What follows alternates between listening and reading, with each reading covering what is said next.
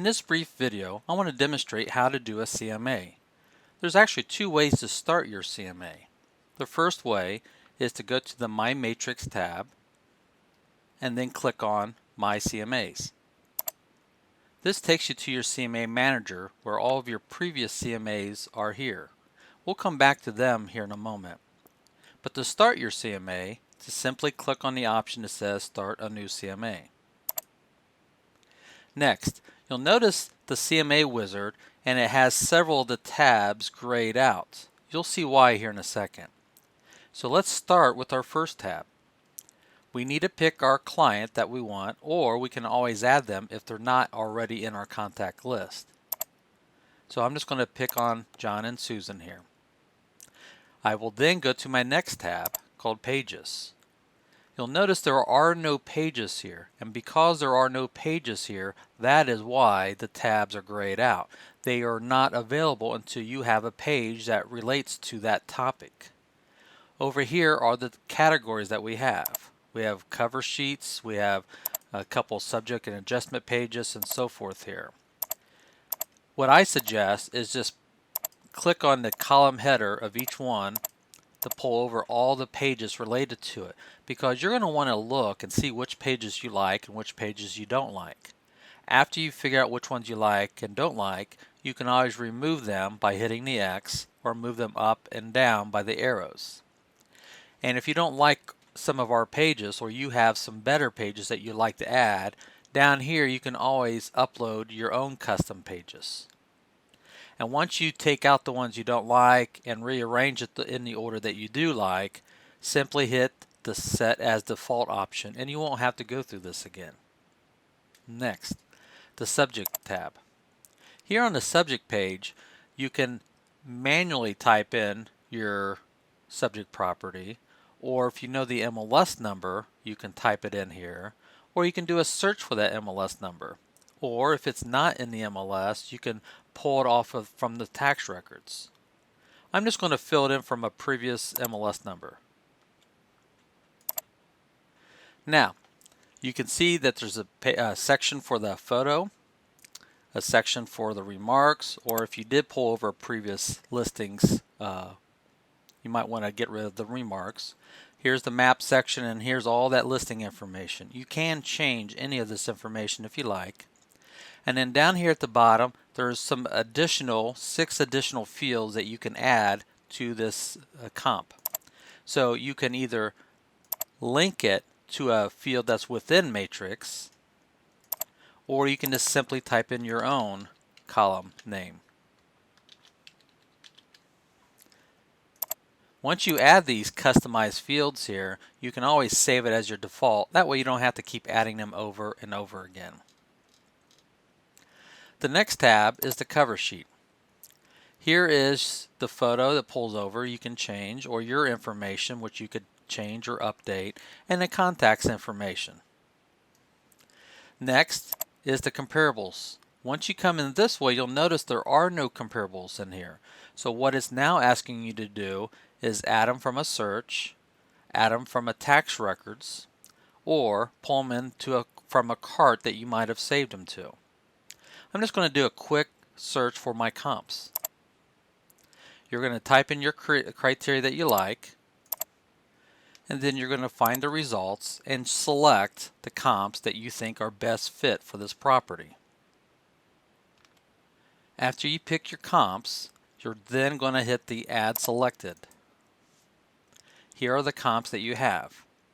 You can add more later if you like, add more from a tax search, or once again add them from a cart that you might have saved them to.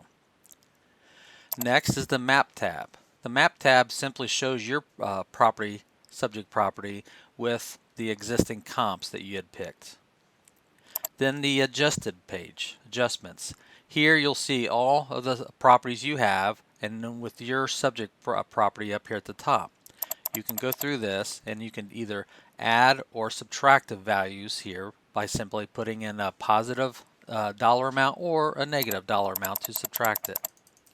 And once you get to the very end of this, you'll notice that your custom field that you added will be right here.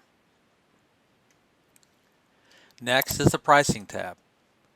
The pricing tab simply shows you the lowest value, the medium, average, and highest values in your search criteria based on the comps that you picked. Here it just simply suggests this listing price, and then here you can type in your price of what you think it should be listed for. And then in the notes section you can just simply type in why you came up to this decision, or simply leave it blank. And then the final page here is the Finish tab. Under Finish, this is going to allow you to view your CMA. That way you can see which pages you like or which pages you don't like. And then if you do like this, you can then hit the email button and email it to your clients.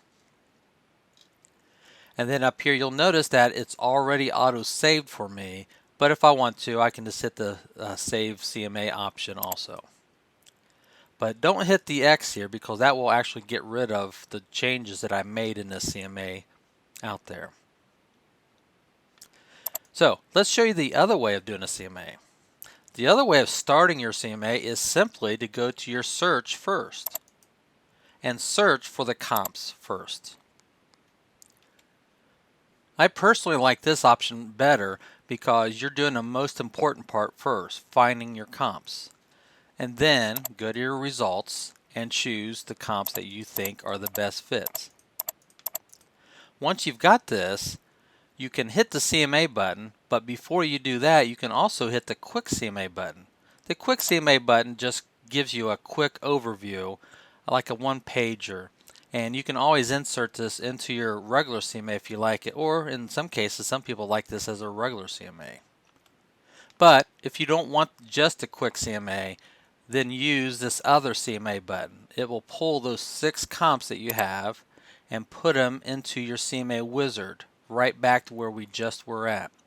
Once again, you're just going to pick your contact, go to pages, pick the pages that you like, add new pages, go to your subject tab, your cover sheet, but this time when you get to comparables, you'll notice your comps are already here, where I did that first, where the other way I had to do it once I got to this part here. So either way you go, there's no right or wrong reason. It's just they both meet at the same place.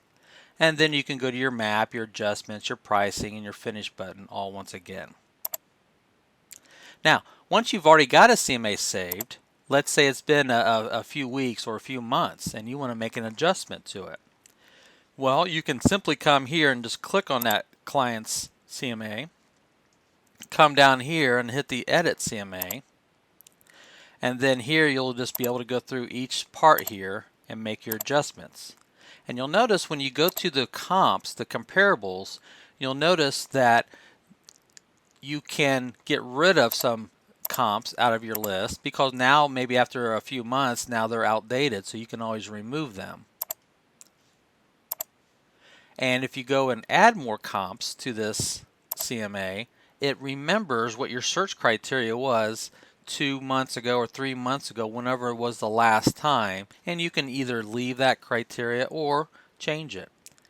But when you do your search again, now you can find some new comps to keep your CMA fresh.